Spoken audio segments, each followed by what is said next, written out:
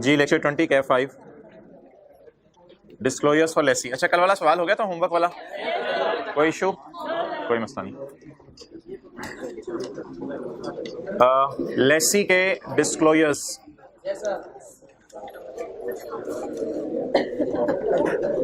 अच्छा भाई आपको एक मिनट शायद याद हो, लेसी डिस्क्लोजर में जनरल डिस्क्रिप्शन देते हैं और मैच्योरिटी एनालिसिस बनाता है, और लेसी डिस्क्लोजर के अंदर राइट ऑफ यूज का एक नोट बनाता है।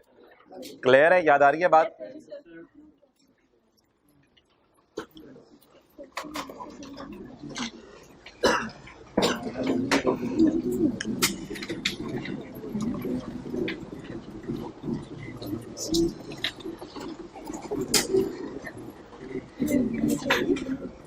पास पेपर क्वेश्चन 5 किस दिन था?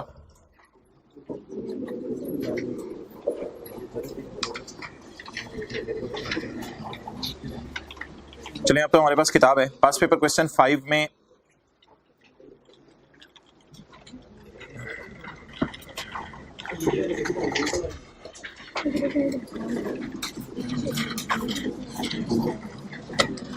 फोर पास पेपर क्वेश्चन 4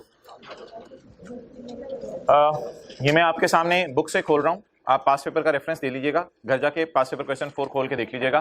फिलहाल आपको किताब में पास पेपर क्वेश्चन 4 खोलने की जरूरत नहीं है। अच्छा यार ये पास पेपर क्वेश्चन 4 है, miracle textile limited acquired a machine on lease. तो ये लेसी का नोट मांगा हुआ है, ये पेज नंबर है किताब का 124, लेसी का नोट मांगा हुआ है। लेसी का डिस्क्लोजर जरा मुझे रिवाइज कराएं, लेसी के डिस्क्लोजर में क्या क्या आता है जी, जरा देखते हैं लेसी के डिस्क्लोजर में क्या क्या आता है। एक मिनट चुप चुप चुप तसल्ली से। लेसी के डिस्क्लोजर में Miracle Textile note to the financial statements, एक तो आपको याद है राइट ऑफ यूज आता था आईएस 16 जैसा, opening addition, opening depreciation for the year. इसके बाद लेसी के डिस्क्लोजर में, लेसी के ना असल में दो डिस्क्लोजर बनते हैं, एक राइट ऑफ और दूसरा एक लीज। लीज में आपको पता है पहले वाला इंग्लिश होती थी और दूसरा होता था मैच्योरिटी एनालिसिस। अब ये डिस्क्लोजर हमने पढ़े थे लेसी के। इन लेसी के, भाई ये मुनासिब नहीं है यार, ये इस तरह एंड पे बैठ जाया करें भाई। तो अब इन लेसी के डिस्क्लोजर्स को हम पढ़ने लगे हैं स्टैंडर्ड से, बल्कि अपनी किताब से, और साथ कंपेयर करने लगे हैं इस सवाल से। अब आप जरा मुझे रिवाइज करवा दें, लेसी कौन कौन से डिस्क्लोजर बनाता है? राइट ऑफ यूज आईएस 16 के जैसा, और लीज की इंग्लिश लिखता है, और साथ क्या बनाता है? और लेसी रिकॉन्सिलिएशन नहीं बनाता। क्लियर? अच्छा अब आज के नोट्स का पहला सफा या फिर किताब का पेज नंबर 41, जहां पे हम लेसी के डिस्क्लोजर्स पढ़ने लगे हैं।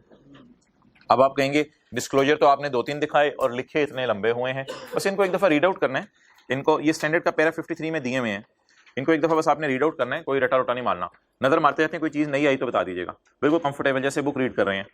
अलेसी शेल बता, यूजर्स को बताएगा, a lessee shall disclose information about its leases for which it is a lessee, जिसके लिए ये लेसी है, इन अ सिंगल नोट और separate sections in financial statements. एक ही नोट सारी लीज का बना दो या अलग अलग नोट बना दो। देखें इधर, हमने एक ही नोट नहीं बनाया, हमने अलग अलग नोट बनाए थे, हमने अलग अलग नोट बनाए थे। कैसे?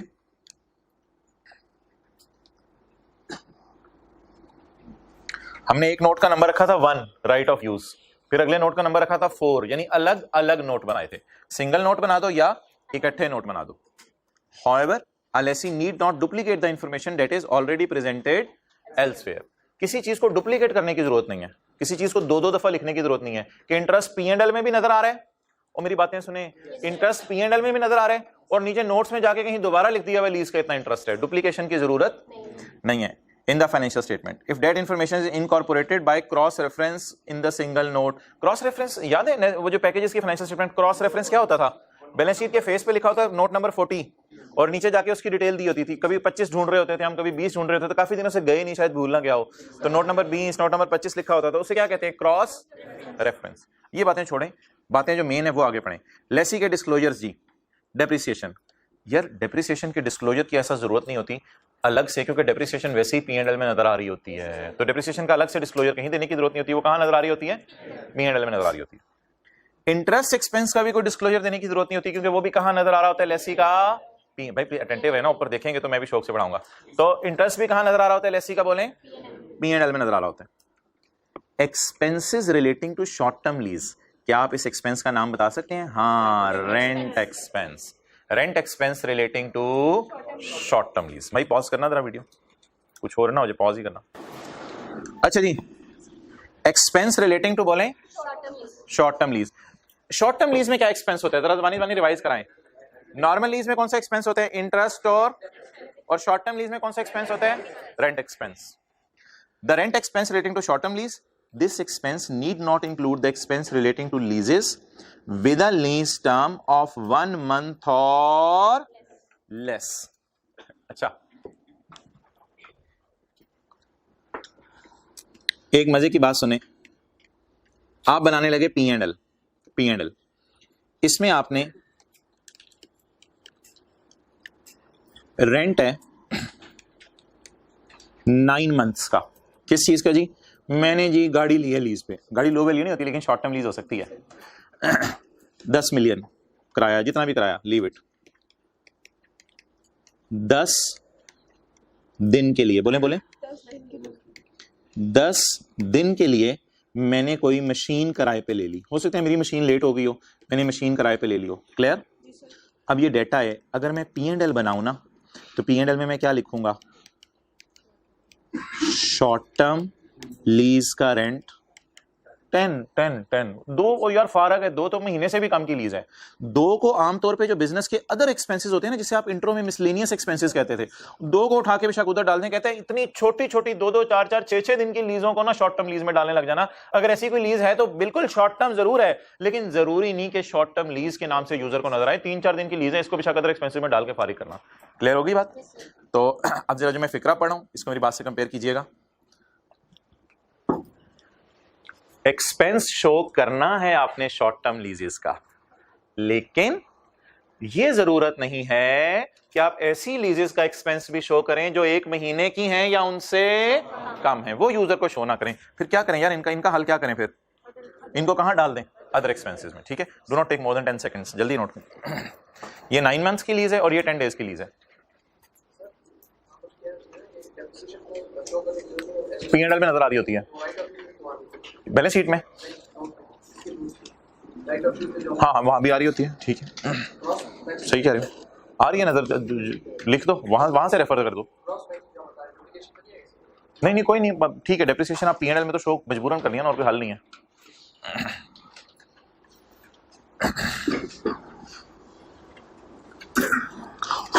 ये दौर पे निहायत ही इमटेरियल है, जिसकी वजह से इसको आप इधर उधर भी फेंक दो तो कोई मसला नहीं।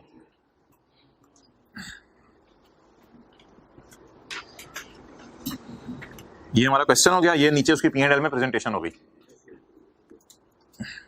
Okay, next. Expense relating to lease of low value asset. कभी एक्सपेंस अलग से शो करें। लो वैल्यू एसेट कौन से होते हैं?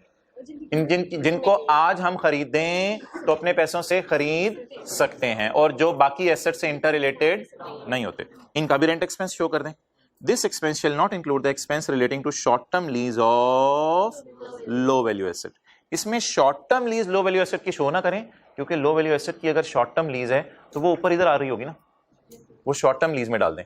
समझिएगा जरा बात को, लो वैल्यू एसेट की शॉर्ट टर्म लीज को लो वैल्यू एसेट में डाल दें, या लो वैल्यू एसेट की शॉर्ट टर्म लीज को शॉर्ट टर्म लीज में डाल दें? शॉर्ट टर्म लीज में डाल दें। तो ये देख लें, ये फिर कहां नजर आती है? ये मोहतरम नजर आ जाती है इधर। किसमें चली जाती है फिर? शॉर्ट टर्म लीज में। बात जरा समझ लें। मिसाल के तौर पे आपने याद होगा, कंप्यूटर, प्रिंटर, टैबलेट, ये चीजें थी शॉर्ट लो वैल्यू। इन लो वैल्यू को 2-3 महीने के लिए लीज पे ले लिया, तो फिर इनको बेशक आप लो वैल्यू में शो ना करें, कहां शो कर दें? लिख लें, rather show in short term लीजेस।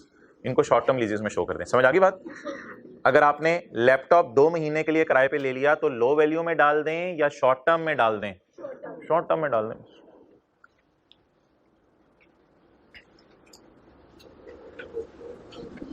Rather show in short term lease. अच्छा यार, ये ना वेरिएबल लीज पेमेंट्स बार बार आते हैं, ये मैंने आपको पहले ही बताया था, हमारे सिलेबस में नहीं है, तो इसको बस अंडरलाइन कर लें, जहन में बात होनी चाहिए, ये भी एक डिस्क्लोजर है। अच्छा, अब ना ये डिस्क्लोजर हम पढ़ क्यों रहे हैं? एमसीक्यूज में ना अक्सर चीजें आ जाती हैं कि ये 4 डिस्क्लोजर हैं, बताओ इनमें से लेसी के कौन से हैं, लेसर के कौन से हैं। तो ऑब्वियसली ये लेसर का डिस्क्लोजर तो नहीं होगा, शॉर्ट टर्म और लो वैल्यू, ये तो किसका डिस्क्लोजर होगा? लेसी का।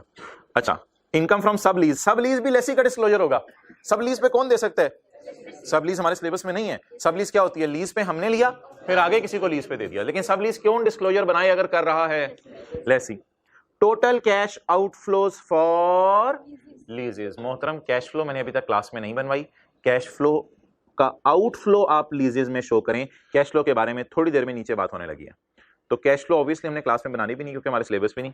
आगे additions to right of use, ये तो देख लें यहां नजर आ रही है, ये शुक्र है, ये पहली चीज हमारी नजर आई जो हमने डाली, additions to right of use. Past paper question 4 मैंने खोला हुआ है। Carrying amount of right of use, ये देख लें, बीवी कैरिंग अमाउंट ऑफ, ये कौन सा क्वेश्चन खोला हुआ है? पास्ट पेपर का क्वेश्चन 4। तो यहां भी हमने लिख लिया पास्ट पेपर के क्वेश्चन 4 और यहां भी लिख लिया पास्ट पेपर का question 4। The carrying amount of right of use asset eight end of reporting period by class of underlying asset. Classes अलग अलग हो, हमारे तो एक ही एसेट था। अच्छा जी,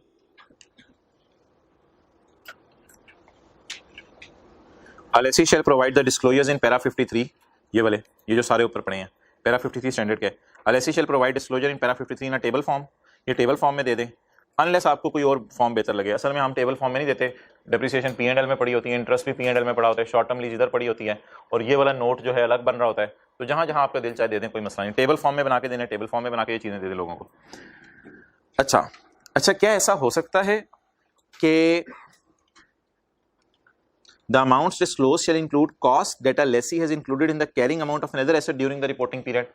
क्या ऐसा हो सकता है कि कोई लीज्ड एसेट हम इस्तेमाल करें किसी और एसेट को बनाने के लिए? बताएं। जैसे हमने जनरेटर को इस्तेमाल किया था बिल्डिंग बनाने के लिए, जैसे हमने लैब इक्विपमेंट को इस्तेमाल किया था इनटेंजिबल बनाने के लिए, क्या ऐसा हो सकता है कि कोई लीज्ड एसेट किसी और एसेट को बनाने में हेल्प करे, मे बी टेंजिबल बनाने में या इनटेंजिबल बनाने में हेल्प कर दे? तो ऐसी सूरत में उसकी डेप्रिसिएशन उसकी कॉस्ट में क्या हो जाएगी?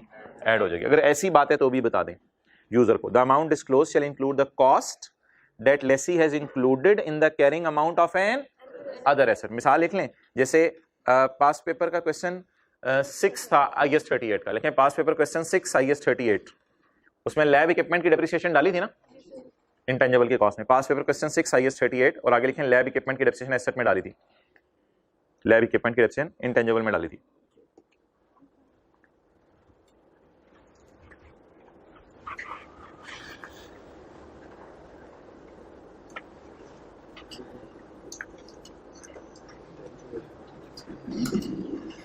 ओके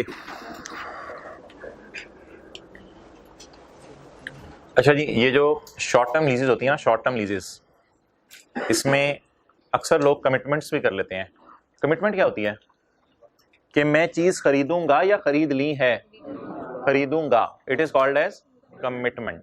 अच्छा, आप फर्ज करें आप शॉर्ट टर्म लीज कर रहे हैं गाड़ियों की और आपका इरादा है मैंने अगले साल प्लांट्स भी शॉर्ट टर्म लीज पे लेने हैं, इरादा है, और उस इरादे को आपने एग्रीमेंट भी साइन करके कमिट कर लिया कि अगले साल मैं तुमसे प्लांट लूंगा, और लेसर को कह भी दिया मैं अगले साल तुमसे प्लांट लूंगा। तो मोहतरम बताएं, क्या ऐसी सूरत के अंदर यूजर को बता देना चाहिए कि अगले साल से हम प्लांट भी लीज पे ले रहे हैं ताकि उनका पता चले हमारा बिजनेस एक्सपेंड हो रहा है? तो ऐसा कोई आपने कमिटमेंट कर लिया किसी से, तो कमिटमेंट के बारे में यूजर्स को बता दें ताकि यूजर्स को उम्मीद लग जाए हम फ्यूचर में एक्सपेंड करने लगे हैं। चलें जी, a lessee shall disclose the amount of its commitments for the short term leases। अगली बात उसने जो की है वो जरा सुनिएगा। अगली बात ये है कि मिसाल के तौर पे मैं कहता हूं कि मैंने इस वक्त गाड़ियां कई सालों से शॉर्ट टर्म लीज पे ले रहा हूं, 2, 4, 15, 20 दिन के लिए, 2 महीने के लिए, 3 महीने के लिए, कई सालों से गाड़ियां शॉर्ट टर्म लीज पे ले रहा हूं, लेकिन इस साल मेरा इरादा है कि अगले साल से प्लांट भी शॉर्ट टर्म लीज पे लूंगा। तो आप बताएं, क्या मैं अपना पोर्टफोलियो बदल रहा हूं? क्या मैं अपना पोर्टफोलियो एक्सपेंड कर रहा हूं? पहले मैं क्या चीजें लेता था लीज पे, अब मैं क्या लेना चाहता हूं? प्लांट। तो फिर मैं बता दूं, लेकिन अगर अगले साल गाड़ियों की कमिटमेंट की है फिर बताने की जरूरत नहीं है, क्योंकि लोगों को पता है गाड़ियों तो मैं ऑलरेडी ले रहा हूं। जरा इंग्लिश पढ़ने की कोशिश कीजिएगा, ये याद नहीं करनी अंग्रेजी, पैरा 55 में लिखी हुई है स्टैंडर्ड में। A lessee shall disclose the amount of its for short term leases accounted if portfolio of leases to which it is committed at end of balance sheet is dissimilar to the portfolio of leases to which short term leases expense is disclosed. जरा सोच के बताएं, इस साल expense किसका disclose किया है? गाड़ियों का। और अगले साल किसकी कमिटमेंट कर बैठे हैं? प्लांट की। अब डिस्क्लोजर बनता है? बनता है। और अगर इस साल गाड़ियां शॉर्ट टर्म लीज में डाली हैं और अगले साल भी गाड़ियां ही लेने का इरादा है, तो इसका डिस्क्लोजर देने की जरूरत है? तो अब ये बात लिख लें यहां पर, गाड़ियों की लीज इस साल एक्सपेंस में डाली है, अगले साल प्लांट लीज पे लेना चाहते हैं, तो यूजर को बता दें गाड़ियों की लीज इस साल एक्सपेंस में डाली है, अगले साल प्लांट लीज पे लेना चाहते हैं। अब बताएं सिमिलर है डिसिमिलर है? डिसिमिलर। तो यूजर को बता दें ये शॉर्ट टर्म में है, सिर्फ उसने लिखा हो, अगले साल प्लांट लीज पे लेना चाहते हैं, तो यूजर्स को बता दें। हाँ जी, वो भी शॉर्ट टर्म पे, बिल्कुल।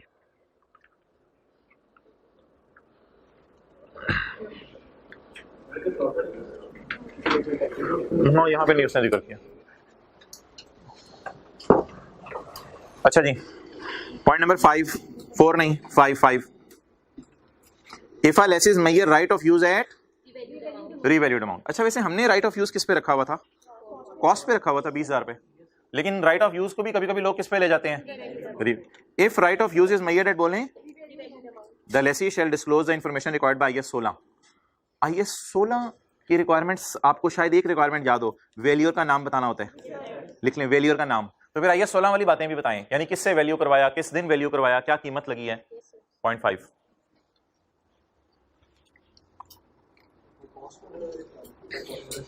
हाँ बिल्कुल बताएं IS 16 के जो भी डिस्क्लोजर। बस जहन में एक बात रख लें, अगर IS 16 वाला रिवैल्यूएशन मॉडल यूज कर लें हम राइट ऑफ यूज के लिए, तो क्या बताएं IS 16 की जो रिक्वायरमेंट्स है रिवैल्यूएशन की, वो यहां बता दें। अगली चीज जी यार, अगर आप नहीं पॉइंट 4 में अगर आप लैंड एंड बिल्डिंग को एज अ लेसी एक्वायर करें और फिर आगे उसको लीज पे दे दें, तो बता दें लैंड एंड बिल्डिंग को लीज पे देना ये कौन सा स्टैंडर्ड लगेगा? Investment property. If right of use meets the definition of a lessee shall apply the requirements in IS। वो फिर हमारे सिलेबस में नहीं है, क्योंकि IS 40 तो पीछे जा चुका ना पिछले, तो IS 40 की डिस्क्लोजर रिक्वायरमेंट्स इधर नहीं पूछेगा मेरा नहीं ख्याल। तो ये बात जरा उर्दू में लिखें, हमने लैंड एंड बिल्डिंग लीज पे लिया और आगे सब लीज पे दे दिया। लिख लें, हमने लैंड एंड बिल्डिंग लीज पे लिया और आगे सब लीज पे दे दिया।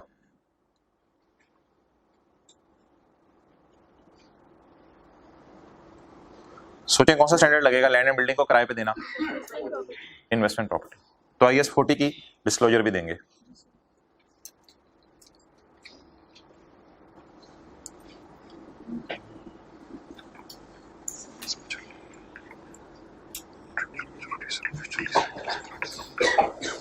अच्छा यार, ये ना ऐसे ही आई कैप जरा जज्बाती हो गया था, उसने काफी सारी बातें लिख दी। आप लोगों को ये कोई बातें पढ़ने की जरूरत नहीं है। The contractual maturities are the future lease payments without discounting. आपको याद है मैच्योरिटी एनालिसिस के अंदर जो फिगर्स आती हैं वो डिस्काउंट के बाद आती हैं या बिफोर डिस्काउंट आती हैं? बस बिफोर डिस्काउंट वाली फिगर्स आनी है। मेरा 58 में छोटी सी बात लिखी हुई आई कि अपनी तमहीद पता नहीं काफी लंबी बांध दी। इसमें जो टाइम बैंड्स बनते हैं वो आपको बताएं, less than 1 year, 1 to 2 years।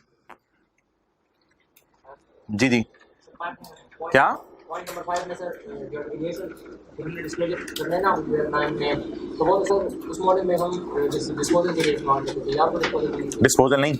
जिस वक्त आप एसेट रिवैल्यू करते हैं तो IS 16 कहते हैं वैल्यूअर का नाम बताओ। अगर आप IFRS 16 में आके राइट ऑफ यूज को रिवैल्यू करते हैं तो भी आप वैल्यूअर का नाम बताएंगे। डिस्पोजल शर्त तो नहीं था उधर, डिस्पोजल करें या ना करें फिर भी नाम बताना होता है वैल्यूअर का। अच्छा जी, प्रेजेंटेशन फॉर लेसी। सबर का इम्तिहान खत्म हो रहा है, 5 मिनट मुझे और दे दें, सबर का इम्तिहान खत्म हो रहा है, फिर सवाल करने व्हाइट बोर्ड पे शुरू करेंगे। यार ये डिस्क्लोजर और प्रेजेंटेशन में फर्क बताएं। डिस्क्लोजर तो है फाइनेंशियल स्टेटमेंट्स में जहां मर्जी बताओ बता दो, लेकिन अब क्या कहने लगे प्रेजेंट कहां कहां? प्रॉफिट एंड लॉस और cash flows, balance sheet, profit and loss और कैश फ्लोज। अच्छा जी, यहां वो पड़ी हुई है फाइनेंशियल स्टेटमेंट्स, ये पड़ी हुई है।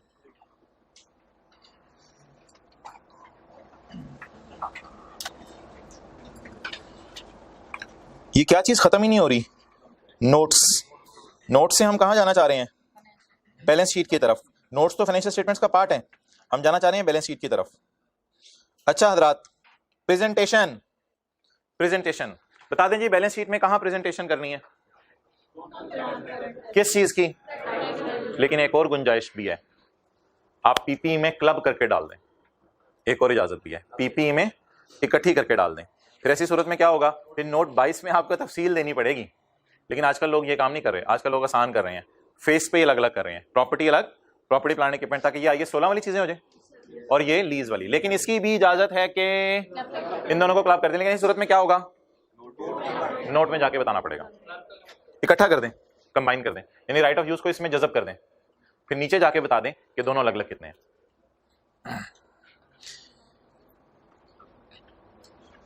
जी हज़रात, on the balance sheet the right of use can be present on the balance sheet either separately or in the same line, or in the same line, line नजर आ रही थी, or in the same line in which the underlying asset would be presented, underlying asset मतलब क्या आगे पढ़े, in balance sheet the right of use can be presented either separately or in the same line item in which underlying asset would be presented। underlying asset से मुराद लिखें PPE, underlying PPE would be presented। तो हो सकता है आप किसी और के साथ पीपी के साथ क्लब करके दिखा दें, इसकी भी इजाजत है। नेक्स्ट यार, अगली प्रेजेंटेशन किसकी है, लीज लायबिलिटी की बैलेंस शीट में। ये किसकी हो गई, इससे पहले हमने किसकी पढ़ी, राइट ऑफ लीज लायबिलिटी की तरह प्रेजेंटेशन देख लें कहां आ रही थी, ये हमने शुक्र है हाईलाइट की हुई है। नॉन करंट लायबिलिटीज में लीज लायबिलिटी आ रही थी और नीचे इसका करंट पोर्शन आ रहा था। इसमें देखते हैं कोई गुंजाइश है या फेस पे लगी शो करनी पड़ेगी, जरा तजस्सुस। The lease liability can be presented either as a separate line, separate line ही आ रही थी, इधर है सेपरेट लाइन, और together with other liabilities, loan में क्लब करके डाल दें, वैसे लगेगा अजीब सा, एंड टुगेदर विद, इधर भी अदर लायबिलिटीज के साथ ऐड करने के जाते हैं। फाइनेंशियल लायबिलिटीज क्या होती हैं, ये हम IFRS 9 में पढ़ेंगे। With other liabilities, if right of use and lease liability are not presented separate, यानी किसी के अंदर करके डाल दिया गलती से आपने, गलती नहीं है, माजरत इजाजत है, an entity discloses in the notes, तो नीचे जाके बता दें to the carrying amount of those items and line item in which they are, फिर नीचे जाके बता दें कि मोहतरम ये जो आप पीपी देख रहे हो ये पीपी धोखा है, नीचे जाके नोट 22 में पढ़ो, राइट ऑफ यूज अलग से इसी में मैंने डाल दिया है। फिर ऐसी सूरत में 27 9 2 5 में 7 9 जमा हुआ होगा, इधर दोनों बातों की क्या है, इजाजत है। लेकिन अगर आप इसको मर्ज करते हैं तो क्या जरूरी है, नोट में जाके, तो उत्ते ही फिर ब्रेकअप दे दो, इसलिए लोग आजकल ऊपर ही ब्रेकअप दे रहे हैं। अगला अगला अगला क्या होगा, ये बैलेंस शीट होगी, अगला बताएं क्या होगा, इन स्टेटमेंट ऑफ प्रॉफिट और लॉस एंड ओसीआई भी हम पढ़ेंगे क्या होती है। द डेप्रिसिएशन चार्ज आपने शो करना है, in presented in the same line in which similar expense such as depreciation are shown, इसमें अलग की जरूरत नहीं है, सेम लाइन में ही डाल दो, क्लब करके मर्ज करके डाल दो, कोई मसला नहीं। The interest expense on lease is presented as a finance cost, is presented as a part of finance cost. यार P&L में देखें लाइनें कौन सी होती हैं, P&L में देखते हैं लाइनें कौन सी होती हैं, sale, cost of, gross profit, admin, distribution, other expenses, other income, finance cost. इसमें इंटरेस्ट पड़ा होगा, लेकिन अगर आपको ब्रेकअप चाहिए इसका, वो नोट में आ रहा होगा। क्लियर? तो P&L में कहां डालें, सेल में डाल दें इंटरेस्ट को, कॉस्ट ऑफ सेल में डाल दें इंटरेस्ट को, कहां डालें, फाइनेंस। ये P&L का फॉर्मेट हम किस टॉपिक में पढ़ेंगे, फाइनल अकाउंट में। थोड़ा सा पढ़ा हुआ वैसे आपने कभी, sale, cost of sale, admin, selling, finance cost. Okay, आगे जी, आगे। However, amount of interest on lease has to be disclosed in the notes। Depreciation जरूरी नहीं लग दिखाना, लेकिन इंटरेस्ट ऑन लीज नोट्स में जरूर दिखाना है। तो अगर आप घर जाके देखेंगे interest on lease, total interest कितने हैं, ये इसमें कोई ना कोई इंटरेस्ट ऑन लीज होगा, ये कहां मिल जाएगा हमें, कितना होगा, नोट 41 में। क्लियर? अच्छा बता दें, वैसे बैलेंस शीट के फेस पे सारे इंटरेस्ट आने, P&L के फेस पे सारे इंटरेस्ट आने पॉसिबल है, या P&L के फेस पे एक ही लाइन आती है फाइनेंस कॉस्ट, फिर उसमें जितने भी इंटरेस्ट हैं वो कहां जाके मिल जाएंगे, नोट 41 में। ओके, अब किसकी जी प्रेजेंटेशन रहेगी, बोले कैश फ्लो की। अच्छा, कैश फ्लो क्या होती है, इंस्टॉलमेंट, प्रिंसिपल या इंटरेस्ट? ओ भाई, कैश क्रेडिट आप इंस्टॉलमेंट की फिगर से करते हैं यार, खुदा का खौफ करें। कैश क्रेडिट किससे होता है, से, प्रिंसिपल से, इंटरेस्ट से। तो मैं पूछ रहा हूं लीज में कैश कितना जाता है, इंस्टॉलमेंट वाला कॉलम कैश में जाता है या प्रिंसिपल वाला या इंटरेस्ट वाला? प्रिंसिपल इंटरेस्ट जमा करके इंस्टॉलमेंट वाले कॉलम के आगे आप क्या लिखते थे, cash credit. Okay, cash flow के अंदर दो बातों की बात होगी, नंबर 1 नॉर्मल लीज कहां शो होनी है, और नंबर 2 शॉर्ट टर्म लीज और लो वैल्यू एसेट। किसी को कैश फ्लो के 3 हिस्से याद हो, देखते हैं जरा, रिवाइज कर लेते हैं। ये फाइनेंशियल स्टेटमेंट्स तो आपने डाउनलोड कर ली हुई है, पता नहीं कब की। कौन कौन से हिस्से होते हैं कैश फ्लोज में? Operations, operating activities, operations day to day के, इन्वेस्टमेंट्स, फिक्स्ड एसेट्स खरीदना और इसी किस्म की चीजें, ठीक है। Investing activities, financing activities, loan लेना, फाइनेंसिंग, शेयर कैपिटल इशू करना, फाइनेंसिंग। जरा रिवाइज कराएं कैश फ्लो। ऑपरेटिंग में क्या आता है? डे टू डे के ऑपरेशंस, इन्वेस्टिंग में फिक्स्ड एसेट लेना और फाइनेंसिंग में लोन वगैरह लेना। अच्छा जी, अब आप देख लें in statement of cash flow lease payments, PV नहीं, लीज पेमेंट पूरी फिगर होती है इंस्टॉलमेंट वाली। Lease payments are classified with the payments on other financial liabilities. कैसे? The part of lease payment that represent principal. Principal कहां show करना है आपने? Is presented in financing. Principal कहां शो करना है? जैसे लोन कहां शो करते हैं, याद है? लोन FR1 में कहां शो करते थे? फाइनेंसिंग में। तो प्रिंसिपल कहां शो करना है? अब क्या बच गया? अंडरलाइन किया हुआ पढ़े बस। इंटरेस्ट कहां? एमसी की उसके लिए बातें कर रहा हूं, कैश फ्लो बनानी तो नहीं आएगी आपको। इंटरेस्ट कहां शो करना है? या ऑपरेटिंग में या यहां उसने आपको मर्जी दे दी। असल में कुछ लोग कहते हैं इंटरेस्ट ना डे टू डे का चक्कर है, क्योंकि इंटरेस्ट का ताल्लुक हर साल से है, तो वो लोग राय देते हैं इंटरेस्ट को किस में डाल दो? ऑपरेटिंग में। और कुछ लोग कहते हैं नहीं नहीं यार, ये जब प्रिंसिपल फाइनेंसिंग में पड़ा हुआ है तो फिर ये भी फाइनेंसिंग में डाल दो। दो फिरके थे, दोनों में लड़ाई होगी, तो स्टैंडर्ड ने दोनों को कहा जो मर्जी करो, जिसका दिल चाहता है ऑपरेटिंग में डालना है ऑपरेटिंग में डालो, जिसका दिल चाहता है फाइनेंसिंग में डालना है फाइनेंसिंग में जाओ मेरी तरफ से, लेकिन प्रिंसिपल को फाइनेंसिंग में। जबानी याद कर लें, अब ये रटे रोटे कर जाके माने का टाइम नहीं मिलना। प्रिंसिपल को कहां शो करना है और इंटरेस्ट को या ऑपरेटिंग में या फाइनेंसिंग में। आखिरी चीज क्या बच गई? शॉर्ट टर्म लीज की पेमेंट, और इसमें प्रिंसिपल इंटरेस्ट होता ही नहीं, ये पूरा रेंट ही होता है। इसको कहां शो करना है? ऑपरेटिंग, क्योंकि ये तो डे टू डे ऑपरेशंस के लिए 2-3-4 महीने के लिए आपने चीजें ली होती हैं, इसको ऑपरेटिंग में शो कर दो। ये जरा बात याद रखिएगा। तो बस जितना से मैं एरो लगा रहा हूं ना वो याद रखना है। प्रिंसिपल को फाइनेंसिंग में, जितना मैं एरो लगा रहा हूं बाकी नहीं पढ़ना। इंटरेस्ट को ऑपरेटिंग में या फाइनेंसिंग में, और शॉर्ट टर्म लीज और लो वैल्यू एसेट को ऑपरेटिंग में शो कर देंगे। अंडरलाइन भी हुआ है वही।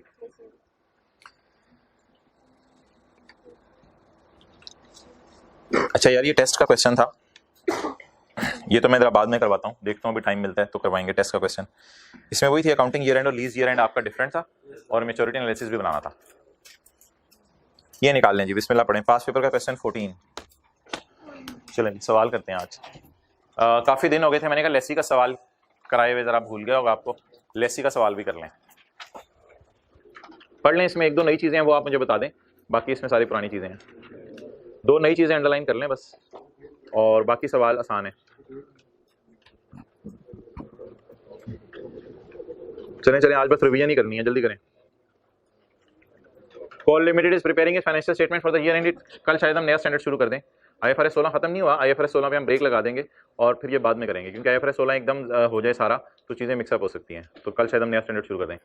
कोल Limited is preparing its financial statement for year ended 30 June 2000, इसलिए बुक्स ले लें कल से पहले। Following information is available on 2 January 2019। Coal Limited acquired a machine on lease from a bank. Acquired a machine, तो हम कौन है? लेसी। लेकिन यार ईयर एंड ना 30 जून है, ईयर एंड 30 जून है, ये थोड़ी सी एहतियात कीजिएगा। और हमने लीज पे लिया किसने? 1 जनवरी को। यार आगे आओ ना यार, आप ही तो रोज क्लासेस वाले भाई, हाँ आगे आना यार। अच्छा, fair value of the machine on the acquisition was 70 million. CL incurred initial direct cost of 5 million. लिखें lessee paid 5 million to lawyer, इस तरह लिख लें, lessee paid 5 million to lawyer.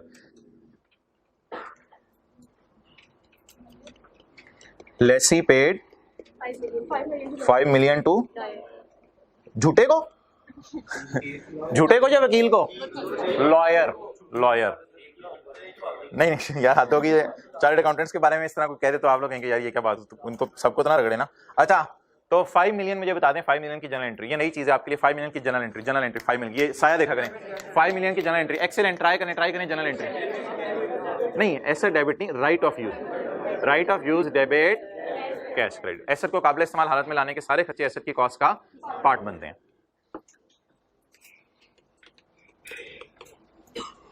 Right of use, ये नई चीज थी आपके लिए लेसी की किताबों में। लेसर की किताबों में ऑपरेटिंग लीज में IDC मैंने करवाई थी, वो मैं आपको सवाल एक दफा दिखा दूंगा, आपके जहन से निकल गया होगा, लेकिन फिलहाल छोड़ें। लेसी ने किसको पैसे पे किए? लॉयर को। जैसे ट्रांसपोर्टेशन, इंस्टॉलेशन एसेट की कॉस्ट का पार्ट बनती है, ऐसे ये भी एसेट की कॉस्ट का पार्ट बन जाएगा। And received a lease incentive of 2 million. ये क्या, ये बिल्कुल नई चीज है मोहतरम, बिल्कुल नई चीज है। ये क्या लग रहा है आपको? डिस्काउंट टाइप, बिल्कुल अच्छा लफ्ज बोला है। और भी कोई लफ्ज सहन में आ रहे हो? रिबेट सी मिल गई, खुशी मिल गई। अब हम पता है क्या किया करेंगे, ये जो लीज इंसेंटिव है ना, इसको, ये एक तरह की खुशी है, तो जो पहला किराया हुआ करेगा ना, पहला किराया, वो समझा करेंगे ये नेट करके पे हुआ है। जरा समझिएगा बात को।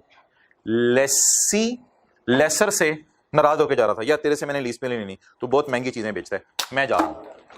ऐसे लेसी जा रहा था, मैं जा रहा हूं, मैंने नहीं तेरे पास आना, मैं जा रहा हूं, मैं जा रहा हूं। उसने कहा यार तेरे लिए इंसेंटिव दे देते हैं यार, कुछ इंसेंटिव्स हैं तेरे लिए, कुछ आ जा यार, 2 मिलियन के तुझे इंसेंटिव दे देते हैं। अब ऑब्वियसली आमतौर पे भाई ऐसा नहीं होता कि लेसर जेब से 2 मिलियन निकाल के दे दे। आमतौर पे क्या होगा, जरा सोचें, पहला किराया कितना है? पहला किराया कितने? 17 मिलियन। तो जब पहला किराया, बार बार इंसेंटिव मिलेगा या एक ही दफा मिलेगा? एक ही दफा मिलेगा। तो लीज इंसेंटिव उसने देने की, receive lease incentives of ₹2 million on each instalment तो नहीं लिखा हुआ, तो इंसेंटिव हमेशा एक ही दफा मिलता है, अट्रैक्ट करने के लिए उससे, यार ना जा यार, इंसेंटिव ले ले मेरी तरफ से। तो बताएं जी, पहला किराया मैंने कितना देना था, लेकिन कितना दे दूंगा, तो पहले किराए को इससे क्या कर देंगे, नेट ऑफ कर देंगे।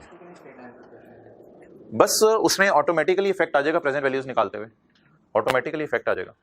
अभी मैं कैलकुलेशंस करूंगा तो देखना। अच्छा जी आगे पढ़ें जी, आगे पढ़ें जी। Lease terms are as follows. Lease term कितनी है जी? 4 साल। और यूजफुल लाइफ 10 साल। लगाएं जी 5 टेस्ट। लेसी का सवाल है, कौन बोला था, हाथ खड़ा करें, कौन बोला था लेसी है? लेसी के सवाल में 5 टेस्ट नहीं लगने। अच्छा आप जरा खड़े होके यहां बता दें, क्या मशीन लो वैल्यू है? ना ना भाई, मशीन तो प्लीज मशीन ना होता है पूरा, तो machine is not a low value. और लीज टर्म 4 years, क्या ये शॉर्ट टर्म लीज है? Not a short term lease, not a low value asset. तो ऐसे ही अपने समझने के लिए, not a low value and not a, तो फिर लीज किस तरीके से सॉल्व करेंगे? वो जो पुराना तरीका होता था, right of use, lease liability, principal, interest, सब कुछ उसी तरह करेंगे। क्लियर? अच्छा यार आगे चलें। इंस्टॉलमेंट 17 मिलियन की आपने देनी है, is to be paid annually in, ऐसे ही हमने नजर मार ली कि ये फिगर जरा याद रखनी है। यहां से आके ना ऐसे, ये फिगर जरा 2 मिलियन की नई आई है, आज भूल ना जाए। कि मैं इसको नहीं कहूंगा 5 मिलियन, कोई नई चीज है, ये सादा सी बात है। एसेट को काबिल इस्तेमाल हालत में लाने के खर्चे एसेट की कॉस्ट का पार्ट बनते हैं। द इंटरेस्ट रेट छुपा हुआ in the lease is 15.096% per annum at the end of lease. At the end of lease का क्या मतलब है? 31 December 22, 31 December 22, 31 December 19, 31 December 20, 31 December 21, 31 December on 31 December 22 lessee has an option. लेकिन इस line को आज पढ़ना है गौर से, एक नई बात इसमें है। Lessee has an option to purchase the machine at its fair value. Fair value पे ही तो ले ली, वो कितने की होगी? It is not certain that lessee will exercise. Lessee कहता है यार अगर तूने फेयर वैल्यू भी देनी है तो मुझे इस वक्त नहीं पता मैं लूंगा या नहीं लूंगा, उस वक्त देखी जाएगी। बता दें आप परचेज ऑप्शन को हम बीच में प्राइस को डालें, या लेसी सर्टन नहीं है अभी के पेमेंट होनी है या नहीं? लेसी सर्टन नहीं है, इसलिए कोई टेंशन लेने की जरूरत नहीं है। आपने इसको आज पहली दफा सवाल में इग्नोर करना है। ये लाइन मेरे ख्याल से किसी सवाल में लिखी नहीं होती थी, it is not reasonably certain. अच्छा हाँ, मुझे पता था अभी ये कोई सवाल पूछेगा, ये सवाल जरा सुन लें, पूछ लिया एक भाई ने।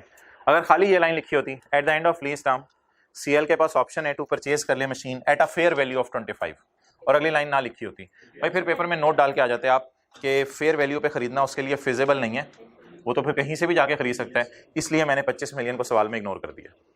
फिर आप नोट डाल के आ जाते हैं मैंने 25 मिलियन को सवाल में इग्नोर कर दिया, क्योंकि अगर फेयर वैल्यू पे इसी से लेनी है, इसी से भी जाके ले लें, फिर इससे क्यों लेनी है मैंने चीज? ओके बहरहाल आप बता दें परचेज ऑप्शन में एक्सरसाइज कर रहा हूं या नहीं कर रहा। सवाल कह रहे लेसी को कोई अभी इरादा नहीं है इसका परचेज ऑप्शन एक्सरसाइज करने का, तो मैं परचेज ऑप्शन एक्सरसाइज नहीं कर रहा। इस बुनियाद पे डिसीजन होना है लेसी की बुक्स में डेप्रिसिएशन का। भूल तो नहीं गई शुरू वाली क्लासें, 5 सिनेरियोज ऐसी समझने के लिए किए थे, केस 1 2 3 4 5। लेसी डेप्रिशिएट 4 साल पे करेगा या 10 साल पे, ये बातें भूल तो नहीं गई, ये बातें भूल तो नहीं गई। अगर सवाल में लिखा हो कि तुम्हें ओनरशिप मिल जानी है तो कितने साल पे? 10 साल पे। अभी सवाल में क्या लिखा हुआ है कि ओनरशिप, तो इसलिए हम कितने अरसे पे डेप्रिशिएट करें एसेट को? 4 साल पे। Shorter of lease term and useful life. तो लीज टर्म कितनी है? 4 साल। और अगर ओनरशिप ट्रांसफर हो जानी होती 10 साल। तो यहां पे लिखें, आपको रूल भूल ना गया हो, लेसी बुक्स डेप्रिसिएशन का रूल। और आगे फिर मैं इंग्लिश लिखवाने लगा हूं। ये बातें लिखा करें, आखिरी दिनों में रिवीजन में हेल्प करती हैं। लेसी बुक्स डेप्रिसिएशन का rule, as ownership will not transfer at end of 4th year. यार बुक्स पे लिखे ना, बुक्स पे लिखें, as ownership will not transfer at the end of 4th year, so we will depreciate over shorter of 4 and 10। Past paper का question 14 है ये, book का page 128। As ownership will not transfer at end of lease, so we will depreciate over shorter of lease term and useful life. Depreciate over shorter of lease term and useful life.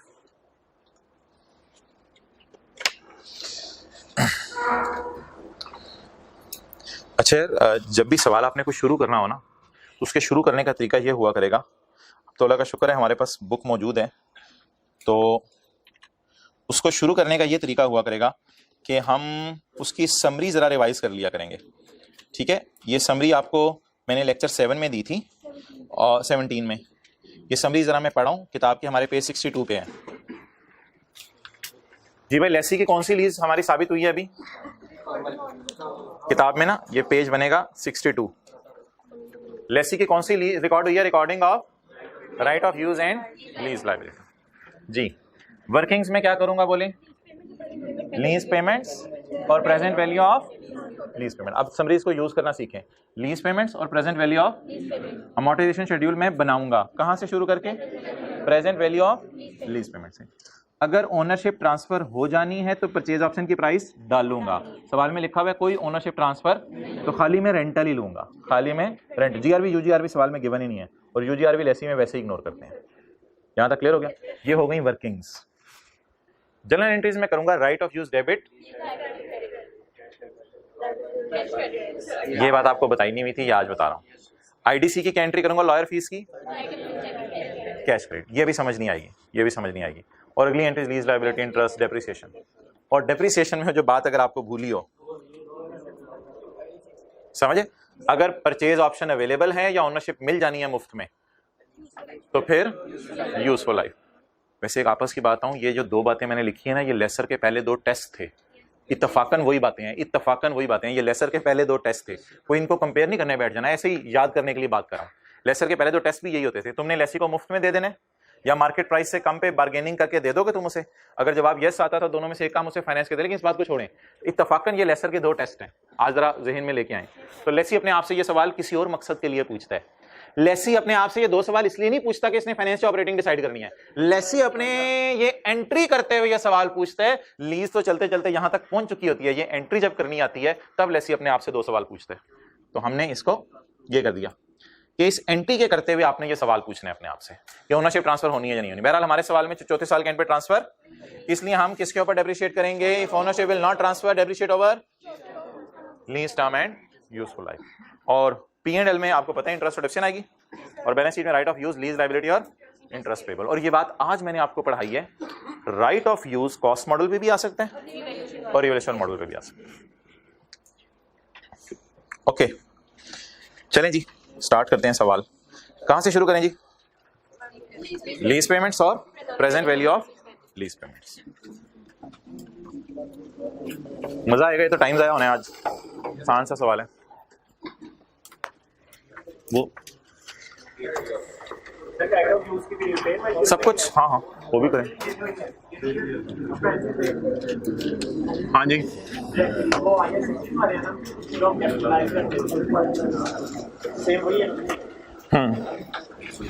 उन जैसे हैं transportation, installation, सारी चीजें। Dismantling में पढ़ाऊंगा। अच्छा, जिनके पास किताब है, आप इन्होंने क्वेश्चन 14 पे क्या लिख लिया? Lecture number 20। ओके, अच्छा जी, पेज 128 के ऊपर हमारा ये सवाल है। हमने स्टार्ट कहां से करना है जी हजरात? लीज पेमेंट्स और present value of lease payments. अच्छा जी, बता दें, ये 17 मिलियन है, कितने साल तक पे करेंगे? 4 साल तक। थोड़ी देर के लिए ऊपर देखें, थोड़ी देर के लिए भूल जाएं कि ये लाइन सवाल में मौजूद है। थोड़ी देर के लिए भूल जाएं कि ये लाइन सवाल में मौजूद है। तो किसी को याद हो हम क्या करते थे? लीज पेमेंट्स 17 पहली वाली 17, हाँ मुझे याद है 17 इंटू 4 करते थे, मुझे याद है 17 इंटू 4 करते थे, लेकिन आज जरा आपको पता एक चीज आई है बीच में, उसको जरा डिटेल से समझाना है मैंने। तो लीज पेमेंट मुझे अलग अलग करके लिखते थे बच्चों की तरह। 17 दूसरे साल का किराया, तीसरे साल का किराया, चौथे साल का किराया, 17 टोटल 68। बट हमारे सवाल में तो एक लाइन मौजूद है, उस लाइन को पढ़ना पड़ेगा, उस लाइन को पढ़ना पड़ेगा। पढ़ें जी, वो क्या लाइन है? लेसर ने लेसी को क्या दी है? ओए कोल लिमिटेड इथे आ, मैं तुम्हें 2 मिलियन की खुशी देना चाहता हूं। अब ऑब्वियसली कुछ लेसर ऐसे करते हैं कि पैसे दे देते हैं, कुछ कहते हैं यार पहली किस्त में से कटवा लो। समझे बात को, समझे बात को। लेसर ने लेसी को खुशी की खबर सुनाई है कि मैं तुम्हें एक इंसेंटिव देता हूं, तो लेसर की जेब से ये पैसे जाने चाहिए और लेसी की जेब में आने चाहिए। तो लेकिन एक और तरीका क्या हो सकता है, किराया आना है ना पहला वाला, तो उसी में से नेट कर लेते हैं। बताएं जी, ये सही है या मैं यहां 17 माइनस 2 लिख दूं? 15 ना लिखिएगा, ऐसे कंफ्यूजिंग घर में समझ नहीं आएगा 15 क्या है। 17 माइनस 2। तो लेसी ने बताएं पहली किस्त में इंसेंटिव अवेल करेगा, बोले लेसी पहली किस्त में क्या अवेल करेगा? इंसेंटिव अवेल करेगा। कोई सवाल ज़हन में आ रहा तो पूछ लें, पूछें आप क्या से? नहीं, वो ऑब्वियसली इतनी होती है कि वो उसको अब्सॉर्ब कर ले। क्या चीज? नहीं, इसको स्ट्रेट लाइन पे करने की जरूरत नहीं, ये इंसेंटिव है पहली, क्योंकि ये मिल फौरन जाती है ना, इसका अरसे से ताल्लुक नहीं, मिल फौरन जाती है, तो पहले किराए में से कम कर दो जी। बताएं भाई। ना 15 बोलें दोबारा लिखें, कोई मसला नहीं, जरा पहली क्लास है, वजाहत से चीजों को लिखें। पहली किस्त जी कितने की? 17, लेकिन 2 का फायदा होगा, दूसरी किस्त, तीसरी किस्त, अगली किस्त 17। अब किस्तें बता दें, 15 जमा 17 जमा 17, सोल्यूशन में नहीं इतनी डिटेल में लिखी होंगी चीजें, आप टोटल बता दें 66। Well done. नहीं, बस लीज इंसेंटिव पहली पेमेंट से नेट कर देते हैं, स्टैंडर्ड ने ये लिखा हुआ है। यार बात बढ़ती जा रही है, बस अब मैं क्या करूं, कुछ लोगों के जहनों में कुछ ट्रीटमेंट्स आ रही हैं, अब मुझे मजबूरन जो है वो फिर स्टैंडर्ड ये खोल के दिखानी पड़ेगी। भाई आपके सारे मशवरे अपनी जगह, अब मैं स्टैंडर्ड की लैंग्वेज पढ़ देता हूँ आपको, वो मैं अभी पढ़ाना नहीं चाह रहा था, क्योंकि थ्योरी की एक लिमिट ही होती है, एक दिन में उससे ज़्यादा बंदा थ्योरी कितनी एब्जॉर्ब करे। यार अब छोड़ो इस सारी बातों को, बस जो मैं पढ़ाने लगा हूँ वो पढ़ लो, जितना सिलेबस में है उससे ज़्यादा बहस में टाइम लग जाएगा। चीज़ों को जैसे करना है पेपर में वो समझ लें, सिलेबस भी खत्म करना है हमने। ओके अच्छा जी, ऐड कमेंट्स। अब ये पता नहीं कौन सा पेज मैंने किताब का खोल लिया है, ये किताब का पेज है 36। तो 36 क्या कहता है? लीज पेमेंट्स आपने लेनी है लेस लीज इंसेंटिव करके, बस स्टैंडर्ड ने ये लिख दिया है। क्यों लिखा है, कैसे लिखा है, क्या वजह है, मैं इस बहस में नहीं पढ़ रहा, मैंने सादा सी बात कर दी, आपने लीज पेमेंट्स में से लीज इंसेंटिव को क्या कर देना है? लेस कर देना है। ये स्टैंडर्ड ने लिख दिया है। मुख्तलिफ लोगों ने मुख्तलिफ राय दी थी, स्टैंडर्ड इस नतीजे के ऊपर पहुंचा। बात खत्म होगी, वापस आ जाए सवाल की तरफ।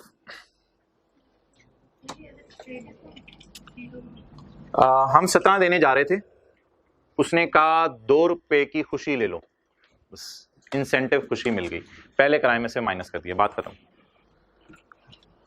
इसको आप पहली पेमेंट का डिस्काउंट कह सकते हैं, पहली पेमेंट का डिस्काउंट।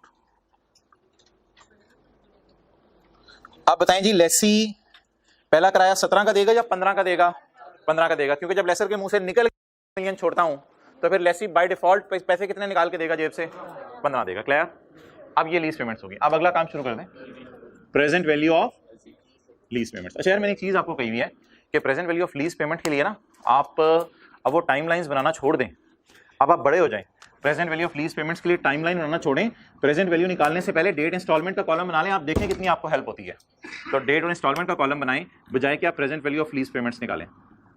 डेट, इंस्टॉलमेंट, बोलें, प्रिंसिपल, इंटरेस्ट और बैलेंस। अच्छा जी, किस्तें बता दें जी, कितनी है? यकम जनवरी 2000, ये तो पहली लाइन खाली होगी, दूसरी लाइन यकम जनवरी 20, यकम जनवरी ना सॉरी, यकम जनवरी 19, यकम जनवरी 21 और यकम जनवरी 22। अच्छा यार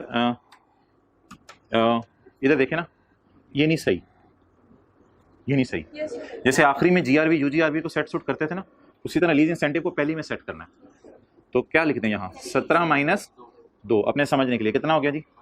15। ओके, अब आप हजरात डिस्काउंटिंग कर दें, 1 मिनट लगाएं, ज़्यादा टाइम ना लें, डिस्काउंटिंग कर दें।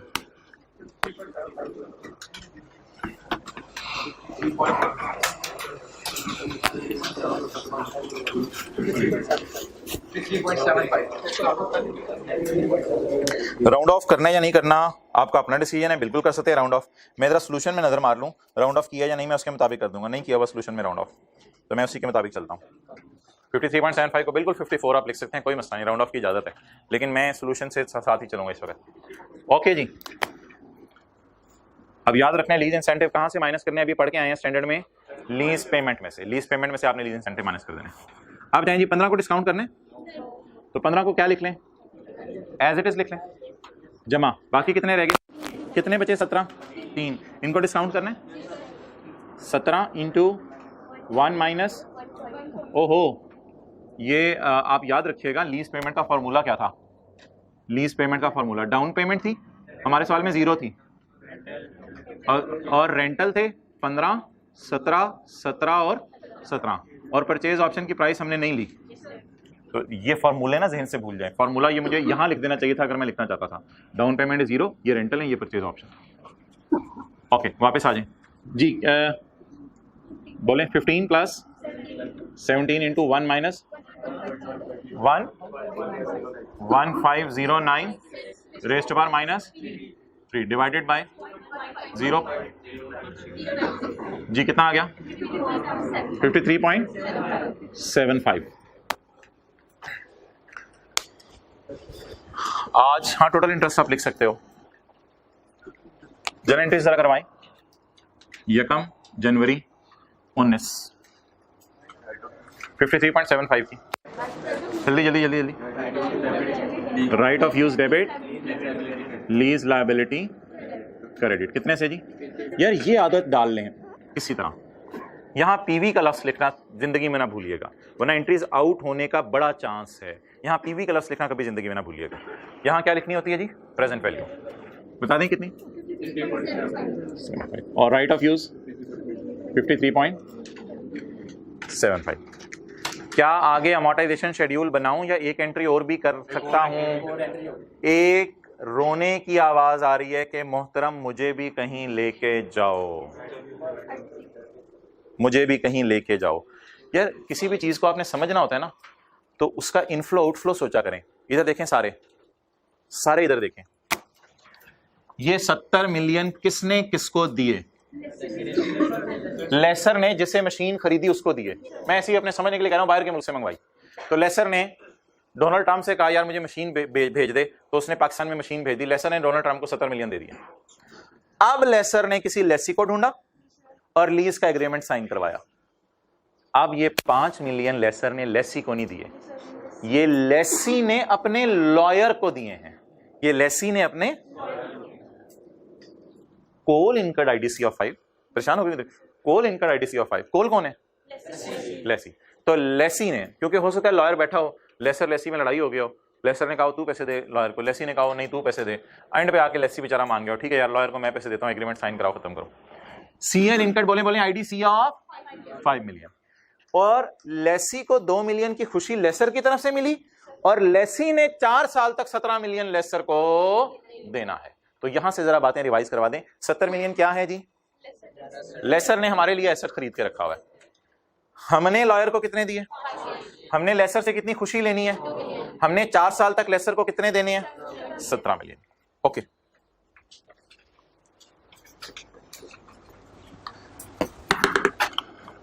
$5 मिलियन का बता दें जी, किसने खर्चा किया है, किसने, लेसी ने, 1 जनवरी 19, lawyer fees, right of use debit, cash credit, 5 million. Clear? आगे जी अमोर्टाइजेशन शेड्यूल मुझे बनाने दो, फिर मैं अगली एंट्री कर देता हूं। अमोर्टाइजेशन शेड्यूल बनवाएं जी, 53.75, और इंटरेस्ट पहले वाला 0, 38.5, सोल्यूशन में देख लो क्या 5.84 किया हुआ है, 5 किया हुआ है, 5 है, 5.85, 11.27.5, 0.75 में से 15 माइनस करेंगे तो एग्जैक्ट 60 आ जाएगा। बस आगे जाने दें। अब एंट्री बताएं जी। रकम जनवरी 19 को एंट्री बताएं। लीज, लायबिलिटी, डेबिट और कैश क्रेडिट। देखें, lease, liability, debit, cash, credit कितने से? 15 से। क्लियर? अब यार एक मसला हो गया है, इधर देखें। हमारा साल 31 दिसंबर 19 नहीं, बीच में खत्म हो गया 30 जून 19 को। 30 जून 19 को खत्म हो गया है, तो हमारा साल बीच में आके खत्म हो गया। तो इंटरेस्ट बुक करें, डेप्रिसिएशन बुक करें या अगला साल शुरू करें? बुक करें। अच्छा, मुझे जरा सोच के, नहीं, एक मिनट, थोड़ा सा जरा फोकस करना है। मुझे जरा सोच के बता दें, ये इंटरेस्ट साल का नहीं लग रहा आपको? ये साल का नहीं लग रहा, क्योंकि आपने इस पे 38.7 पे पूरे साल का रेट लगाया। ये इंटरेस्ट कितने अरसे का है? साल का। मेरा ईयर एंड क्या है? 30 जून 19। ये जो मुझे साल का इंटरेस्ट मिला है, इसमें 30 जून 19 तक का 6 महीने के, और फिर जुलाई से दिसंबर तक का अगले साल के हैं। मुझे फिलहाल इसमें से कितना बुक कर लेना चाहिए? 6 महीने का बुक कर लेना चाहिए। तो मैं पकड़ता हूं 5.85। तारीख आपने बतानी है 30 जून 19। इंटरेस्ट को पेबल में डालूं या पे अगले साल होने? मेरे ख्याल से तो पे अगले साल होने। तो इंटरेस्ट एक्सपेंस डेबिट। तो ये कैसा सवाल था जिसमें अकाउंटिंग ईयर एंड और लीज ईयर एंड डिफरेंट था जी? हाँ, interest will be multiplied by 6/12। 5 into 6/12 2.925। 2.925। तो पॉइंट के बाद हम दो डिजिट यूज कर रहे हैं। आखिरी एंट्री सही कर दें, फिगर सही निकालिएगा। आखिरी एंट्री की फिगर सही निकालिएगा। करें जरा ट्राई। क्यों यार? क्या यार, ये लेसी की क्लास का पहला वाला सवाल है। राइट ऑफ यूज को डेप्रिशिएट करना है। राइट ऑफ यूज डेप्रिसिएशन पैदा करती है और लीज लायबिलिटी इंटरेस्ट पैदा करती है। ट्राई करें, डेप्रिसिएशन की फिगर निकालिएगा। 7.34।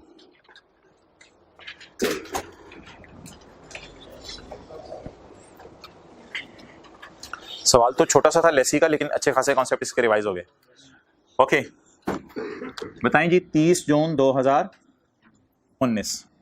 यार मुझे कॉस्ट बता दें मेरे एसेट की। कॉस्ट बता दें राइट ऑफ यूज की।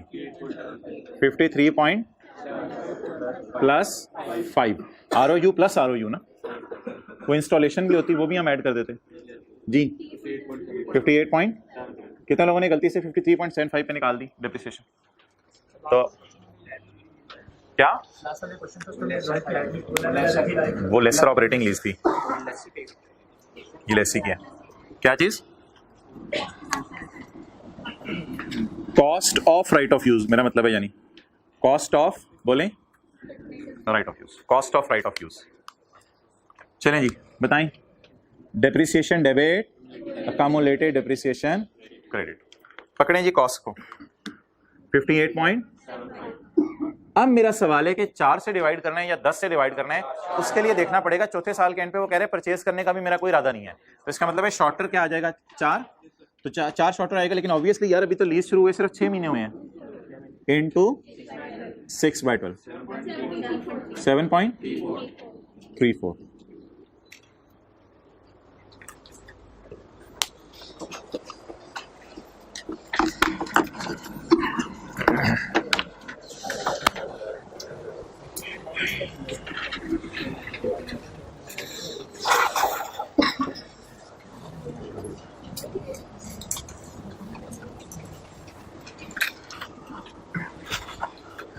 आखिरी दिनों में, फरवरी के महीने में जो सवाल आते हैं 2 बच्चों से, वो ज़रा सुन लें। क्या ऑनलाइन के बाद ये टीचर्स को ज़रा सवालों का आइडिया ज़्यादा हो गया, कौन कौन से सवाल आते हैं बच्चों को?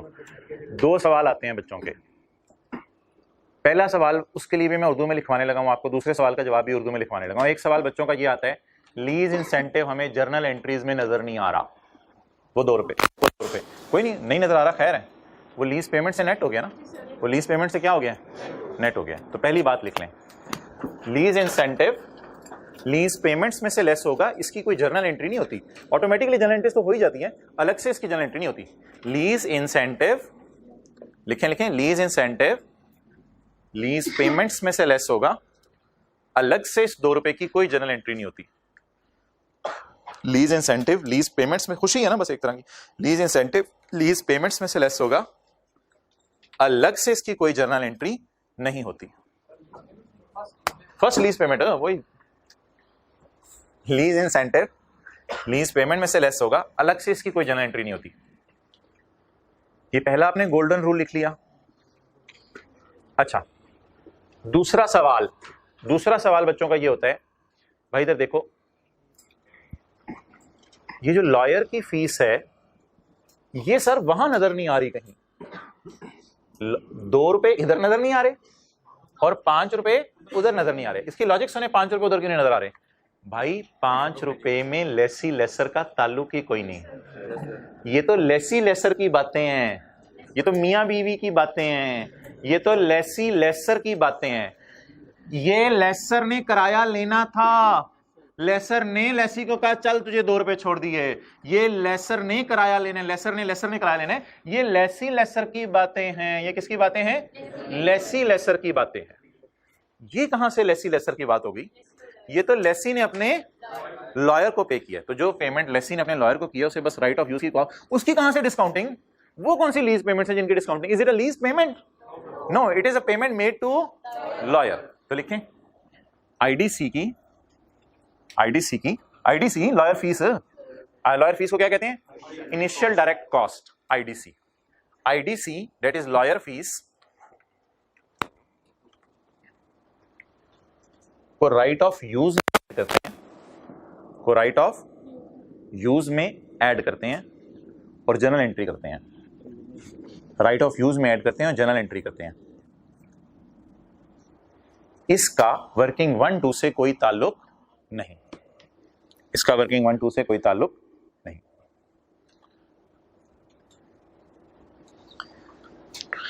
वैसे मुझे बताएं वर्किंग 1-2 किसकी डिस्कशन हो रही होती है? वर्किंग 1-2 में लेसर और लेसी की, लेसर और लेसी।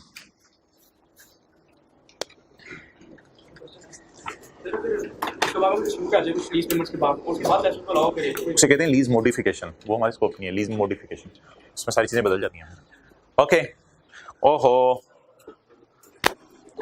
पूछा था उसने लाहौर का रास्ता, हमने उसको रवाना कर दिया जेहलम। सवाल तो है ही कुछ और, क्या बनाने? बैलेंस शीट बनाने और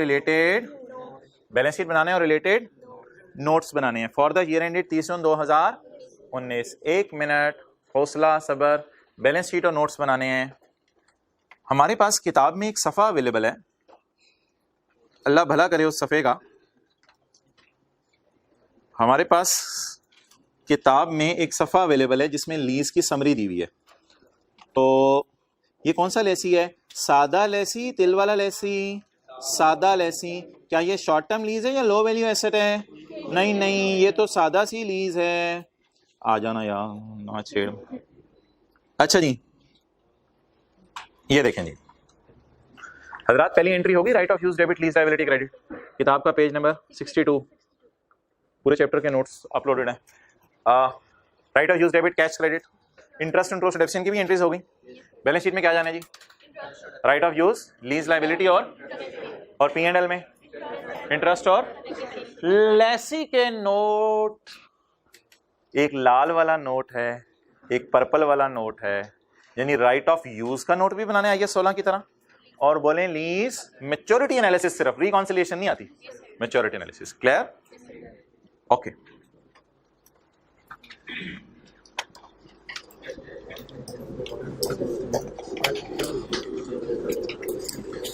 जी बैलेंस शीट मांगी और नोट मांगे। अब बैलेंस शीट बनाने का मैं आपको टाइम नहीं दे रहा, बैलेंस शीट बनी पड़ी है। मैं सिर्फ आपसे इसकी फिगर्स पूछ रहा हूं जबानी कैलकुलेटर पे। 30 जून 19 की बैलेंस शीट में बता दें राइट ऑफ यूज कितना आने का लेटर पकड़ के। लाओ कैमरा इधर। 58.75 पकड़े यार please. 58.75 minus 7.3 51.41 clear. Next.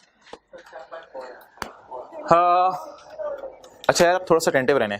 Balance sheet बनाने के लिए हमारे साल की पेमेंट के नीचे, जब आप हमारे साल की पेमेंट के नीचे लाइन लगाएंगे तो हमारा साल है 30 जून 2019। तो 30 जून 2019 के साल में जो पेमेंट हुई है वो सोचे कब हुई है? 19 के साल में ये पेमेंट हुई है।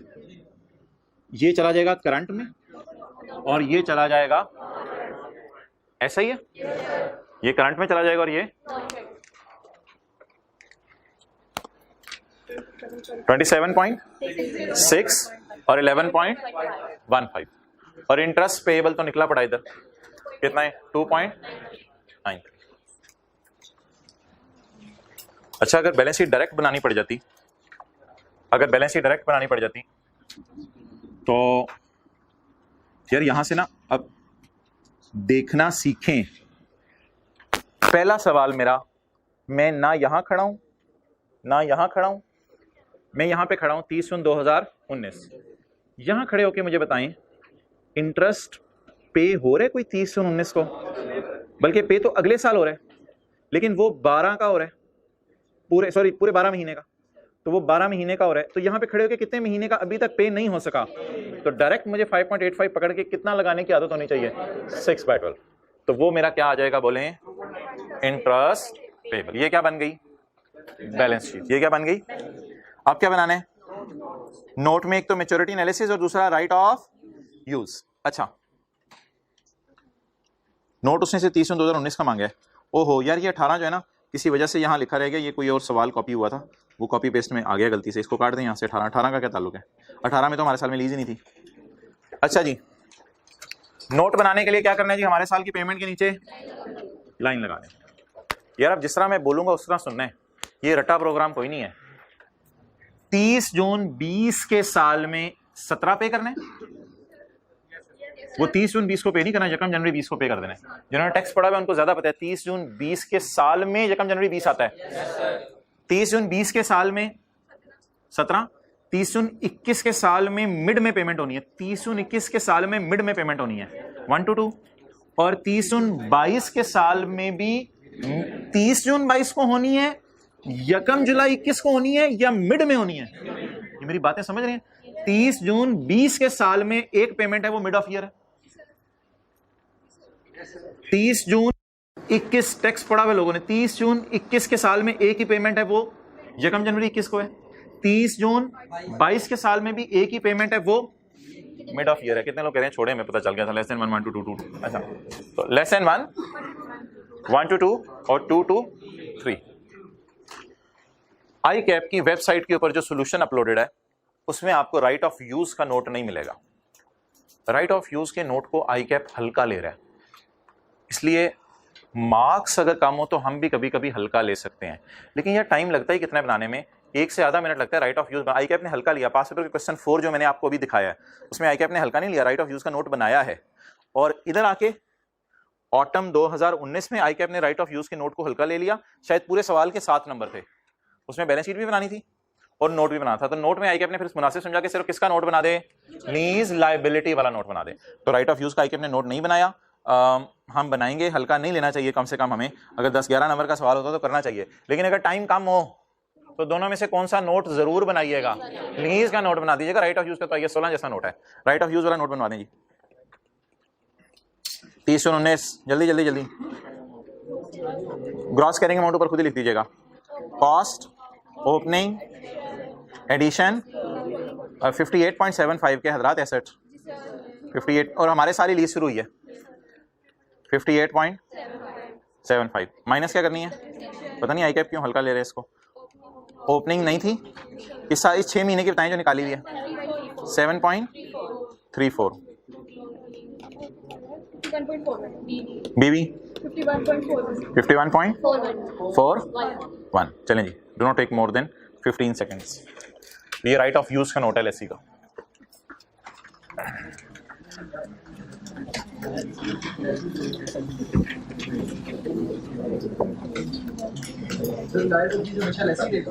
नहीं, जब लेसर देगा उसकी काउंटिंग हमने कल पढ़नी है।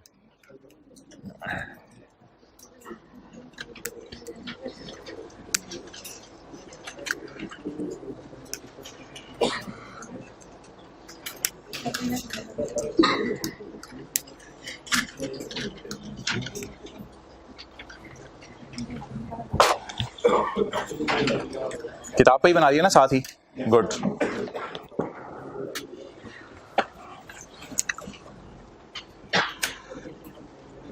शायद ये समझने के लिए नीचे ऐसे ही मैंने 2 एंट्रीज की हुई हैं, असल तो 4-5 एंट्रीज थी जो आपको सारी बता दी हैं।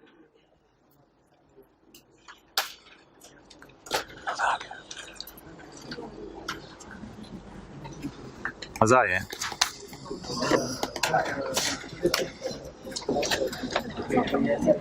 जी हजरात, ये कैसे पता चला था ये नॉर्मल लीज है, ना शॉर्ट टर्म लीज है और ना लो वैल्यू एसेट था। लीज इंसेंटिव को पहली पेमेंट में से नेट ऑफ कर देना, आईडीसी को जर्नल एंट्रीज में लेके जाने, लॉयर फीस को और उसकी एंट्री कर देनी है कॉस्ट में ऐड करके, जैसे ट्रांसपोर्टेशन इंस्टॉलेशन ऐड करते थे, right of use debit cash credit.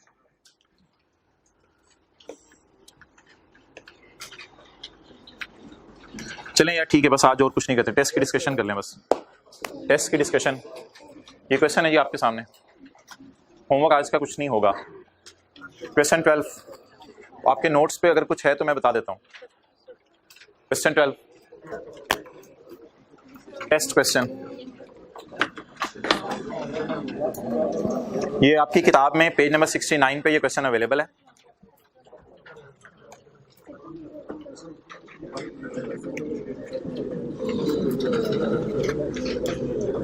On यकम अक्टूबर 2008, आपने मुझे बताना है लेसी का सवाल है या लेसर का सवाल है। उसामा मोबाइल मेरे पास भी है। ऑन यकम October 2008 ABC limited leases a machine to number company, यही था लेस का सवाल। Date and estimated life of the lease period is also 4 year. ओ हाँ, एक बात हजरात आपको बतानी थी, मैं भी सोच रहा था जहन से निकली हुई है, एक बात आपको बतानी थी बहुत इंपॉर्टेंट, और ये मैंने रोक के रखी हुई थी काफी अरसे से। लेसी, मोबाइल यूज ना करें, लेसी के केस में जरूरी नहीं कि present value of lease payments fair value के बराबर आए।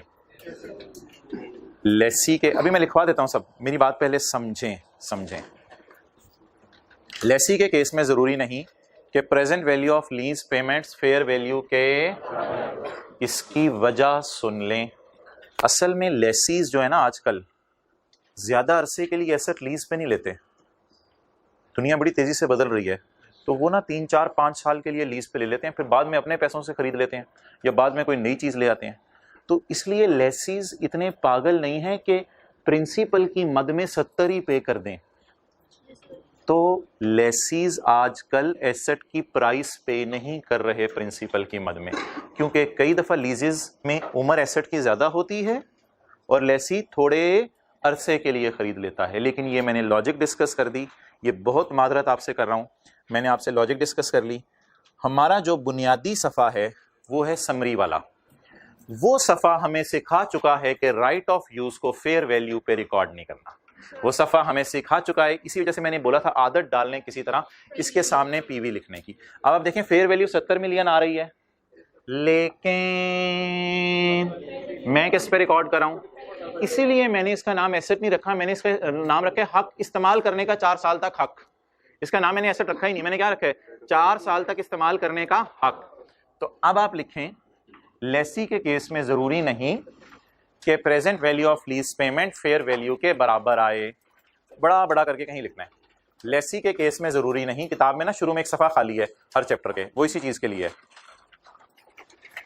IFRS 16 के शुरू में सफा खाली होगा, ये IS 16 है। लेसी के केस में ये जरूरी नहीं, बताएं, कि present value of lease payment fair value के बराबर आए।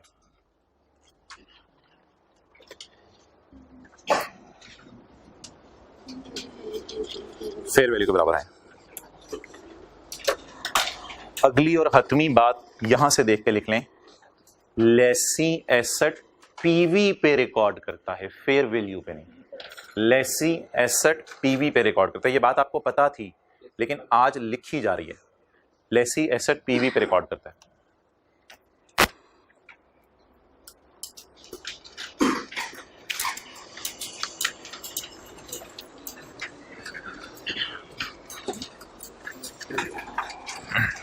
और ये जो आपने बात लिखी ना, लेसी एसेट पीवी पे रिकॉर्ड करता है, इसके नीचे ये एंट्री लिखें और पीवी का लफ्ज़ लिख के साथ, ताकि ये बात की तरह बेस भी याद रहे। ROU debit, lease liability credit.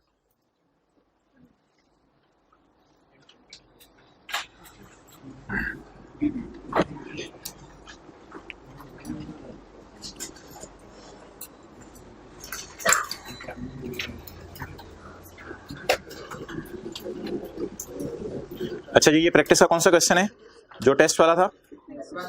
Question number 12। Lesi का सवाल है, लेसर का है।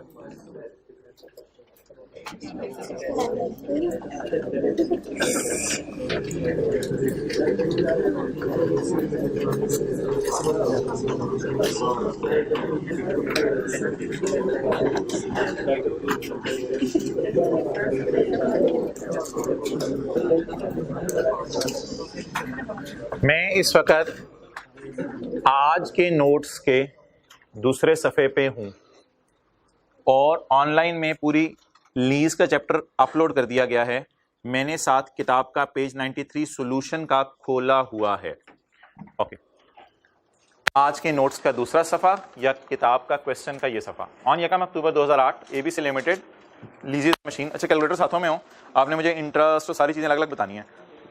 ऑन यकम October 2008 ABC Limited leases a machine to number company that had estimated life of 4 years.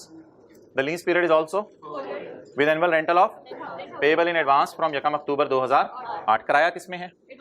Advance में। मशीन की expected to have a nil residual value at the end of its life. The machine had a fair value of 34869 at the start of. The lesser includes interest at 10% per annum। आगे सारा छोड़ दें। मुझे बताएं पहली किस्त का पे होगी यकम अक्टूबर 2008, दूसरी यकम अक्टूबर, तीसरी यकम अक्टूबर 10, चौथी यकम अक्टूबर। भाई थोड़ा अटेंटिव रहो। अच्छा, किराए किस में पे हो रहे हैं? एडवांस में पे हो रहे हैं, इसलिए किराया एडवांस में। लेकिन जीयर एंड मेरा यकम अक्टूबर से मैच करते 31 मार्च है। जीयर एंड क्या है? 31 मार्च। ओके, अब हमने क्या आदत डाली है कि इससे पहले कि हम NI निकालें, लेसर का सवाल है ना, इससे पहले कि NI निकालें आदत डालें कौन सा कॉलम बनाने की। अब NI निकालना आसान हो जाएगी। कितने 10,000 को डिस्काउंट नहीं करना? एक। कितने 10,000 को डिस्काउंट करना है? 3 को। GI तो 40 है, ये 10,000, ये वाला, ये आपके पास सोल्यूशन नोट्स में नहीं है, अब ये सोल्यूशन किताब में है सिर्फ। ये 10,000 ये वाला, और ये 10,000 कितने हैं मोहतरम? 4 - 1 छोड़ें, 3 हम लिखते होते हैं, रेज़्ड टू पावर -3। तो NI कितनी आ गई? 34869। ओके, 34869 से क्या बनाना शुरू करेंगे जी? अमोर्टाइजेशन। अमोर्टाइजेशन शेड्यूल के ऊपर मैंने एक दिन लिखवा दिया था कि ये हमारे अकाउंटिंग ईयर एंड के एतबार से नहीं बनता। अमोर्टाइजेशन शेड्यूल अबू बकर बनता है लीज ईयर एंड के एतबार से। अमोर्टाइजेशन शेड्यूल किससे बनता है? लीज। ओके, तो जी मोहतरम बन गया अमोर्टाइजेशन शेड्यूल किसके एतबार से? लीज ईयर एंड के एतबार से। ओके, अब आप हजरात ने हिम्मत करके कैलकुलेटर पकड़ना है और मुझे एंट्रीज करवानी है। मेरा पहला ईयर एंड आपने मुझे बताना है कौन सा है? 31 मार्च 2009 बनेगा। 31 मार्च 2009 बनेगा। अच्छा, लेसर ने पहले तो बाजार से एसेट खरीदा होगा, तो 34869 की एंट्री बोलें। Asset debit, cash, credit. Lessor का सवाल शुरू कर दिया। फिर लेसर ने लेसी को एसेट लीज पे दिया होगा, इसकी एंट्री बताएं। Lease receivable debit, asset credit. यकम 10/8 को एंट्री बताएं। Cash debit, lease receivable credit. यहां थोड़ा सा पॉज करें और बताएं 31 मार्च पे खड़े होकर मुझे इंटरेस्ट बुक कर लेना चाहिए। यही सवाल टेस्ट वाला आज आपका होमवर्क होगा, ये सवाल आपने जरूर करना है। अच्छा देखें देखें देखें देखें देखें, वो कर लेना दोबारा एक दफा। एक मैं चीज लिख रहा हूं, जिनके पास बुक नहीं है वो 2487 खाली अपने रजिस्टर पे कहीं लिख के मेरे से इस बात पे एग्री करें कि ये इंटरेस्ट यकम 10, बताएं बताएं बताएं बताएं भाई थोड़ा सा भी इंटरेस्ट लूज ना कर। ये इंटरेस्ट कब से कब तक का है? यकम 10 2008 से लेकर 30 सितंबर लिख लें, जो मर्जी लिख लें, वो कोई फर्क नहीं पड़ता, 30 सितंबर 2009 तक का है। यानी ये इंटरेस्ट छोटा सा मैं लिख दूं कितने महीने का है? 12 महीने का है, 12 महीने का। इसमें से जो मैं P&L में लेके जाऊंगा वो ही मेरा अर्न्ड भी होगा, बाकी अनअर्न्ड होगा। दो बातें मैंने इकट्ठी कर दी आपसे, एक नोट के एतबार से बात कर दी, एक P&L के एतबार से बात कर दी। जो मैं P&L में लेके जाऊंगा इस साल वो मेरा अर्न्ड भी होगा, और बाकी जितना इसमें से रह गया और नीचे वाले बाकी वो सारे क्या होंगे? अर्न्ड होंगे। असल में बोले अर्न्ड होता क्या है जो P&L में ले गए? अर्न्ड होता क्या है जो P&L में ले गए? अच्छा, अब यार मुझे बताएं, लीज मेरी शुरू हुई है यकम 10 2008 को, और मेरे लीज का साल खत्म हो रहा है 30 सितंबर 2009 को, और मैं खड़ा किधर हूं? 31 मार्च 2009 को, क्योंकि मेरा ईयर एंड आ गया ना। तो मुझे बता दें यार, मैं कितने महीने का इंटरेस्ट अभी बुक कर सकता हूं? 6 महीने का। अब आप मुझे बता दें 2487 कितने महीने का इंटरेस्ट है? 12 महीने का। इसमें से मैंने कितने महीने का फिलहाल बुक कर लूं? तो कैलकुलेटर पकड़े, 12487, जैसे अभी किया है, जैसे अभी किया है, 2487 इंटू 6/12 क्या आ गया? अच्छा जी, एंट्री देखें जी क्या हुई है। नोट्स में तो नहीं है लेकिन ऑनलाइन में ये पूरा चैप्टर अपलोडेड है। एंट्री क्या बनेगी जी? इंटरेस्ट रिसीवेबल डेबिट और इंटरेस्ट इनकम क्रेडिट। और ये मेरी पहले साल की एंट्रीज खत्म हो गई, ये मेरी पहले साल की एंट्रीज खत्म। बस ये दो सवाल आपके होमवर्क में, एक ये कोल वाला और ये। अब थोड़ा सा आधे मिनट का फोकस करके मुझे बता दें कि नोट अगर मैं इस साल का बनाऊं, नोट अगर मैं इस साल का बनाऊं तो बताएं इसको तोड़ के अर्न्ड कितना किया है? 1 2, और ऑब्वियसली फिर 1 2 4 3 शायद बचेगा अनअर्न्ड, क्योंकि वो फिगर वो राउंड नहीं है। आधा आप अर्न लेंगे तो आधा, तो 1 2 4 3 शायद बच जाएगा। 1 2 4 3 क्या हो जाएगा? अनअर्न्ड। ये 1 2 4 3 भी अनअर्न्ड, ये भी यूई, ये भी यूई, या फिर वो जो टोटल में से आप माइनस करते होते हैं। तो अब जरा जाके देखें नोट में, नोट में जरा रिकॉन्सिलिएशन में देखें, ये 1736 अनअर्न्ड यूई, ये 908 भी नोट में अनअर्न्ड, और ये कौन से वाले 6 महीने हैं? आखिरी वाले 6 महीने। ये नोट वाली बात कितने को समझ आ गई? कितने लोगों ने नोट इसी तरह बनाया था? जरा हाथ खड़ा करके बता दें। अर्न्ड अलग किया था और अनअर्न्ड को इधर डाल दिया था। फिर भी यार कोई नहीं, बस आपका यही होमवर्क है और यही क्लास वर्क है। आज के लेक्चर में हमारा आखिरी पेज था पेज 3, आज के लेक्चर नोट्स का आखिरी पेज था पेज 3। ओवर, खत्म कर दो भाई। इधर आप 2-3 मिनट